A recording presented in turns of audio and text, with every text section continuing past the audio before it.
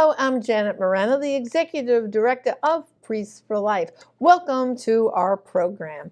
And of course, some of us are still in the quarantine lockdown. I know my daughter in California still is, people in New York are. But here in Florida, we've started opening up. We're in phase one. So I got my nails done and my hair. We still go into a store with our masks on. So we're still learning to deal with this pandemic. But I do know the number of cases have gone way down and the number of deaths have gone down too. So I hope we're still washing our hands, saying the Our Father, and doing all those good things that we've learned now, that these are going to be best practices that will be with us for a while. And I think the time will come, maybe in about another month or so, where we'll be able to not have to walk around with masks too. So, we're all just being patient, and I know everyone is clamoring for their life to return to normal, right? They don't want to call this the new normal. I think they hate that phrase, the new normal. So we're still bringing you the programs here on the internet at endabortion.tv, and of course a whole bunch of other platforms. So however you're joining us, thank you for tuning in. And I hope you tune in also every morning at 10 a.m. Father Pavone does the Mass every day, and he's going to continue to do that until churches open all over the country. I know this coming weekend, there will be some churches opening, but there's so many places where churches still do not have Mass. So Father does Mass for you on the internet every morning at 10 a.m. and it repeats in the evening at 6. So today we went back again into our archives to our shows we produced for Sky Angel called The Gospel of Life.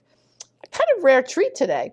We interviewed Pat Boone, the famous singer. And some of you might say, well, what the heck, Janet, did you interview Pat Boone for? Well, because he is proudly pro-life.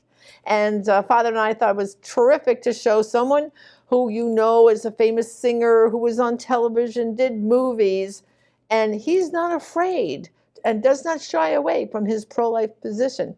So let's watch this beautiful show from The Gospel of Life with Pat Boone. Next on Gospel of Life, a conversation with Pat Boone.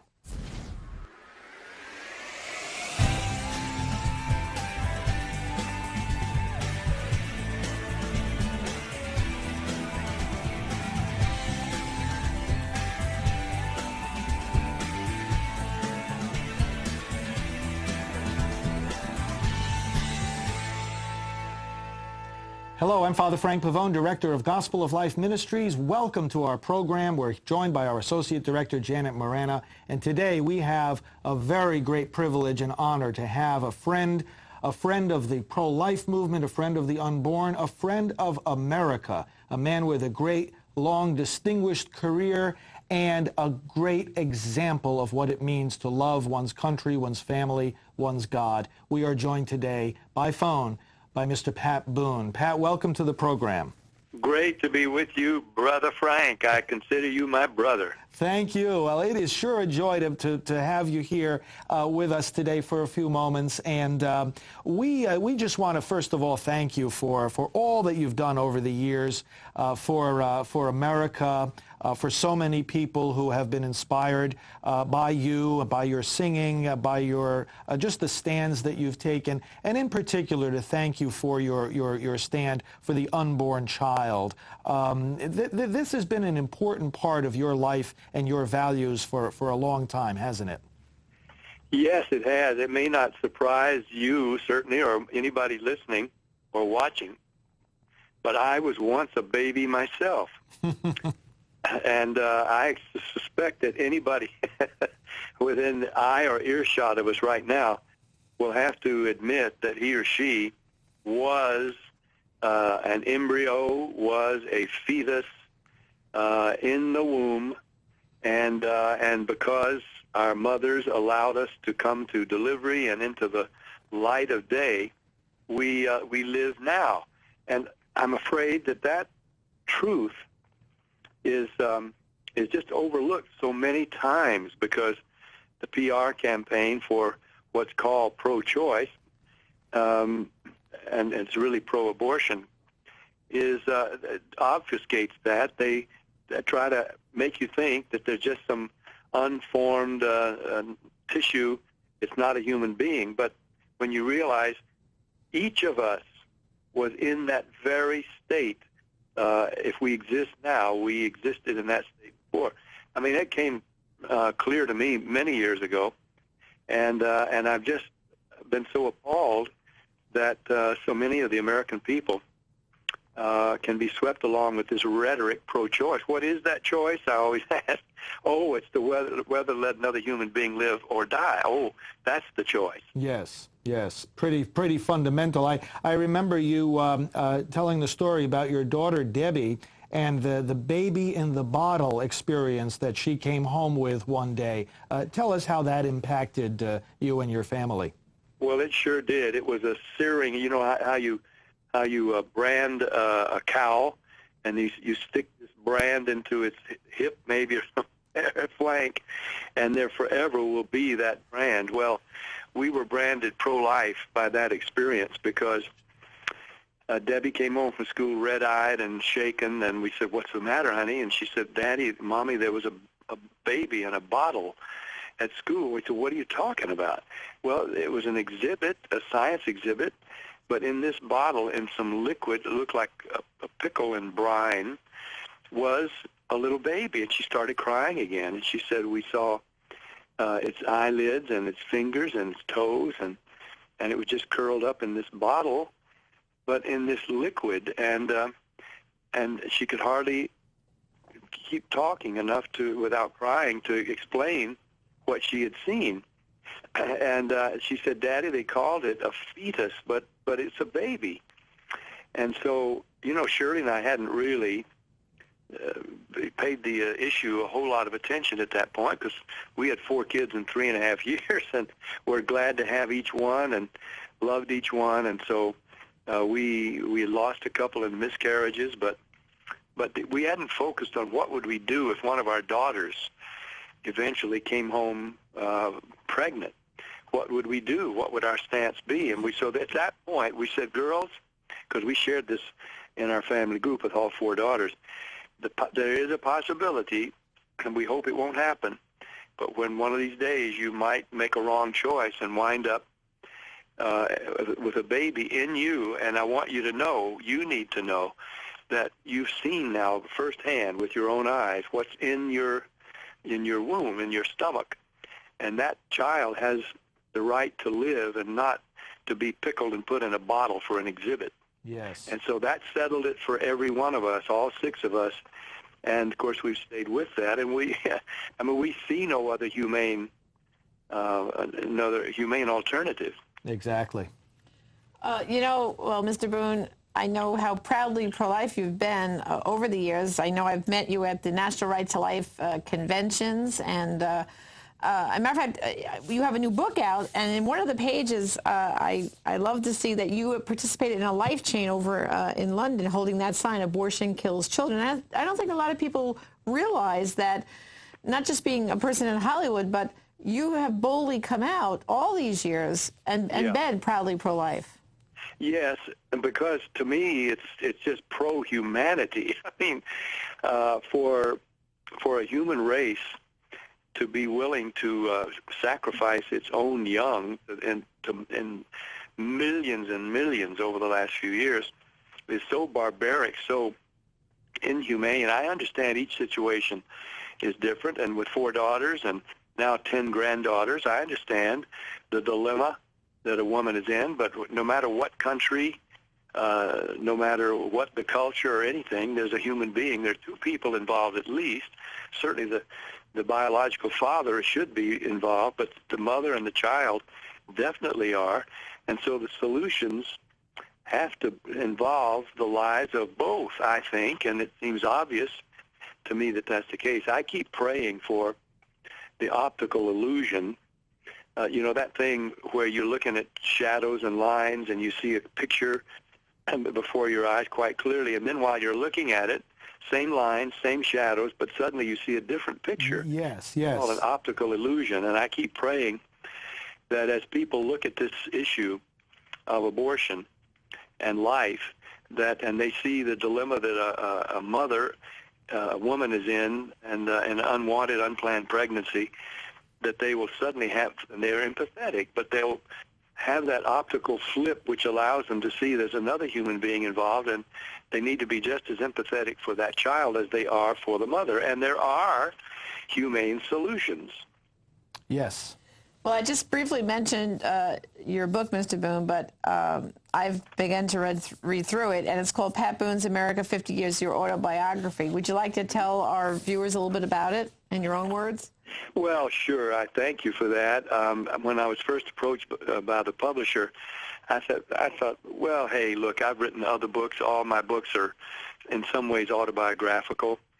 And there's been a lot of wonderful things that have happened, and some I've never talked about. But I wasn't sure who would be interested, and I didn't want to go to all the trouble. And it is a lot of work to write a book, and I did. And then come up with 200 pictures that have been in our own private files all these times. But what convinced me was the realization that I could talk about our life and our family, my career and all that, and along the way drop in inserts to share with people about the changes that have been taking place in that same 50-year span of my life and career as an entertainer. But the way America has been changing, and we're letting things precious to us be just taken away, and we're letting things be inflicted on us by militant little minority groups and with good PR campaigns and funding, and we're just too busy or too apathetic to get concerned and say, wait a minute, we want to keep the culture that we grew up in. We want to keep the traditions and the morals that made America who we are. We will not allow ourselves to be virtually genetically re-engineered into something different. But so I had a chance to, in a way, gently, I hope, get on a soapbox and talk about America, what America's been going through the last 50 years, and not just Pat Boone and his family. Mm-hmm. It is a beautiful book. I really encourage our listeners, our viewers, to get hold of this book. It's inspiring. Your life has taken you in front of many people, and I know that those who read this book, and I mean, just paging through, looking at those pictures is. It's a lesson, as I said in the introduction, in the love of our God and of our country, and want to thank you for putting this book together. Well, I'm very proud of it now, and it's a coffee table type thing where people can, the picture on the cover was the picture that ran on the cover of the Rolling Stone many years ago. The only time I was on the cover of that magazine. Again, they and I have drifted apart somehow. Uh-huh. and on the back is a great big blow-up picture of my white bucks, which that particular pair my wife had made into a lampstand because I'd worn it until they had gotten pretty worn, as you can see. But when you pull the light switch, the light fell on this pair of shoes, these white buck shoes, which had become sort of a trademark and identification for me. And I still wear them, and people remember, and so I just thought, well, hey, I'm the Pat Boone that whose records you may have bought, whose movies you may have seen, whose television shows you've watched, but I'm also an American who's been living through the same times you have, and I want us to share some concerns about what kind of a society we're about to hand to our kids and our grandkids. Is it as good? Is it as wholesome as the one we were given, or have we let it be corrupted almost beyond recognition? And what are we going to do about it? Right. It's a call to take responsibility, a call to take action in a godly way, and we certainly thank you for that. Just as we conclude here, how is your family doing?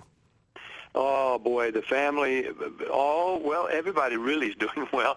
I started to say with the possible exception of our grandson, Ryan, but actually he's doing very well, too. Good. He was the one who was hurt so badly 6 years ago, falling through the skylight of a apartment building in West L.A. Yes. He shared an apartment with two of his buddies from Pepperdine. But he's getting better day by day. It's slow, but steady, and he's way beyond anything neurosurgeons or doctors or experts thought was possible. So God is answering our prayers. We want people to keep praying for Ryan, but he is coming back to us. He's being restored cell by cell and memory by memory, and he's got a sense of humor, and we can get him up on his 2 feet, and with support, he's walked as many as 40 steps. So he's getting use of his limbs, and certainly he's got his memory and his mental faculties, and you know, it was the brain that was injured. So I'm saying a mouthful here. Those things are monumental, miraculous. Yes. Well, ever since that accident happened, we have been praying for him and, of course, for you and for the whole family. And so we're very glad to hear about that progress. Well, thanks for the praying, and I hope you'll keep doing it, because it's obvious God is answering those prayers. Yes. Well, good. Well, thanks again for being with us. Any special projects that you have on your plate right now that you're particularly looking forward to in the days ahead? Oh, yeah. I've got a tribute to Billy Graham that I produced, wrote a song called Thank You, Billy Graham. And we did the music video, and a lot of people participated, just like a We Are the World type thing, a tribute to Billy.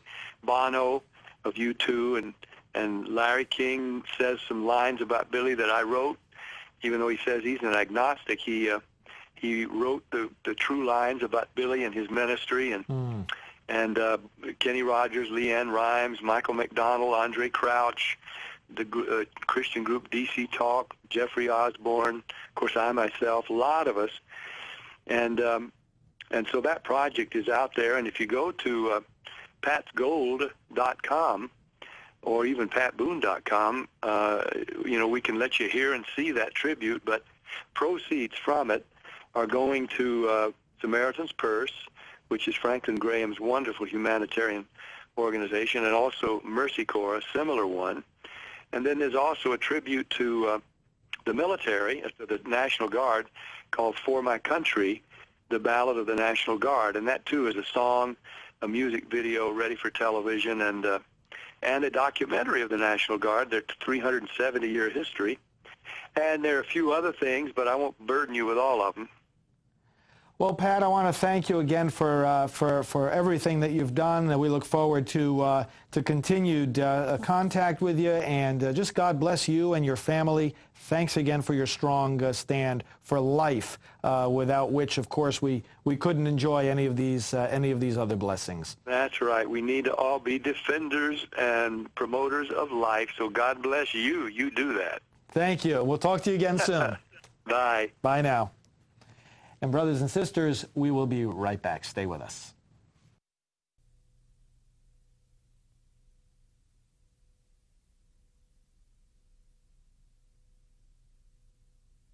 There's nothing wrong with your television set. You don't see anything because there's nothing there. Abortion, the most common surgery in America. Why don't we ever see what it looks like? A message from Priests for Life. Happy birthday to you.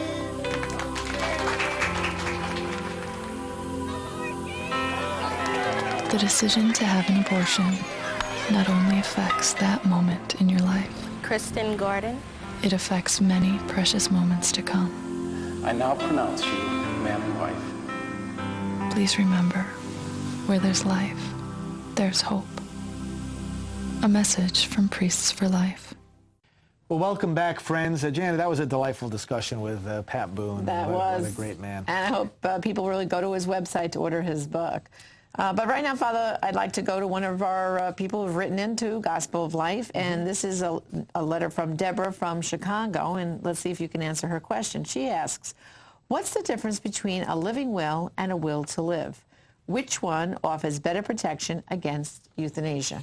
Well, of course, the will to live is something that we've been promoting, that provides better protection when it comes to end-of-life decisions, simply because it makes more sense. What it does is it enables you to appoint a person who, if you're in a situation where you have medical needs but you can't speak for yourself, can speak for you. And this would be a person that you know, that you trust, with whom you discuss your wishes, and who can, in the midst of such a situation, evaluate the medical circumstances and consult with the clergy and bring into play your own personal moral beliefs and convictions. The will to live is a document that has been crafted in a particular way for each of the 50 states, so there's 50 different versions of it, and we make it available through gospeloflife.com. People can go to the website and they can even download it. It is, we hook over to National Right to Life, who produces these documents. On the other hand, the living will is both dangerous and unnecessary. It's foolish, really, because it tries to predict the future. You can't decide today what treatments you want tomorrow, next year, or 10 years from now, because you simply don't know what your circumstances and needs will be, nor do you know what medical treatments will be available. So we encourage everyone to get the will to live for their state. Again, they go to gospeloflife.com for that information. Thank you, Father. Thanks, Janet. Thanks for that question from our mailbag. And thank you, brothers and sisters. Now stay with us. We're going to ask you to support our ministry and the many different things we do to promote the right to life. We'll be back after that promotional spot. One of the most important things we can do in the pro-life movement is to pray. And one of the most popular pro-life prayer books is In the Palm of His Hand, written by Father Frank Pavone, National Director of Priests for Life. The revised version of this popular prayer book contains prayers and litanies that Father Frank has written to correspond to various liturgical seasons and feasts. You will also find pro-life reflections, a pro-life litany, pro-life prayers for Eucharistic adoration, and for prayer vigils at abortion mills, and much, much more. These devotional tools are great for personal, family, and parish use. Order it on our online store at prolifeproducts.org or call us at 321-500-1000. Again, order In the Palm of His Hand at prolifeproducts.org or give us a call at 321-500-1000. Thank you. Welcome to our action segment where we give you more and more ideas of how to build a culture of life. Janet, today it's about license plates. That's right. And there's several different ways of doing it. But the first I'd like to talk about is the way I've done it, which is in New York State, where I live. I got a customized plate, and it says pro-life, and I was able to get the number 1. You have to check with your state to see what's available, and you can figure out with 7 letters or numbers a message. Exactly. So pro-life 1, and well, I got pro-life on mine. That's right. Because I beat you too with pro-life 1.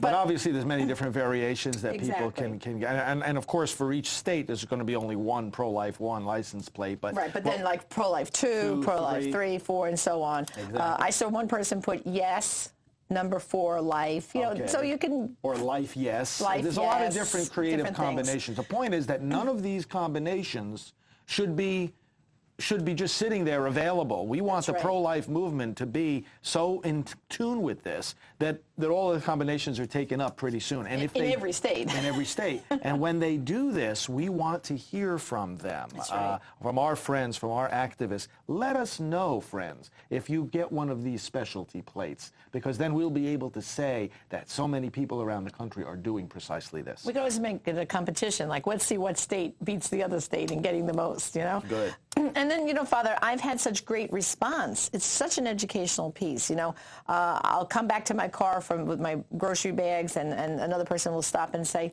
what does that license plate mean? See, we think people know what pro-life means. Not everyone does. Well, they ask, what is it? And so now it's a launching point. And I tell them, and they go, oh, I never thought about that. Right. Another time I was putting my car through the car wash, and when the guys were wiping down the car at the end, they too were going, what does that mean? And again, it was an educational moment, and I told them what it meant. And they said, we're against abortion. I said, well, say something about it. That's right. That's right. Of course, if you don't want to go to this level, actually you don't have to. In some states, like in New York, we don't have Choose Life license plates. But in some states, they actually have on the plate, instead of this message, it looks like a little stick figure of a girl and a boy, and it just says Choose Life. And I know Florida has them, and other states, and we can come to our website and we'll tell you if your state has the Choose Life plate. Right. So that's another thing. In other words, it would have any of the normal license plate numbers and letters, but it's the back of the plate, the background, that has, and around the perimeter, that has the pro-life message. Yes. Well, a number of states have passed this by legislation. They make these Choose Life plates available, and it actually raises money for pregnancy centers, adoption services. It's a marvelous thing because you're proclaiming the pro-life message and getting money into the alternatives at the same time.